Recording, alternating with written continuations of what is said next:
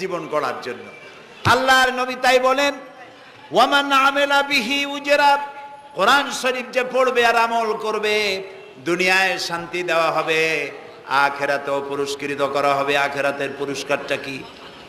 নবীজি বলেছেন, মান কারাল কোরআনা ফাস্তাজহারাহু ফাহাল্লা হালালাহু ওয়া হাররামা হারামাহু আদখালাহুল্লাহুল জান্নাহ ওয়া শাফাআহু ফি আশরাতিন মিন আহলি বাইতিহি কুল্লুহুম কাদ ওয়াজাবাত লাহুন নার।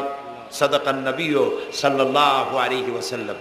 নবী করিম সাল্লাল্লাহু আলাইহি ওয়াসাল্লাম বলেছেন, যে ব্যক্তি কোরআন পড়লো, বুঝলো, আর কোরআনের হালালকে হালাল জেনে চললো, হারাম থেকে বিরত থাকলো, আর কোরআনের আইনকে প্রতিষ্ঠিত করার আন্দোলনে শরীক হলো, সুবহানাল্লাহ গণ, এরকম লোককে আল্লাহ তাআলা কিয়ামতের দিন জান্নাত দান করবেন। সুবহানাল্লাহ।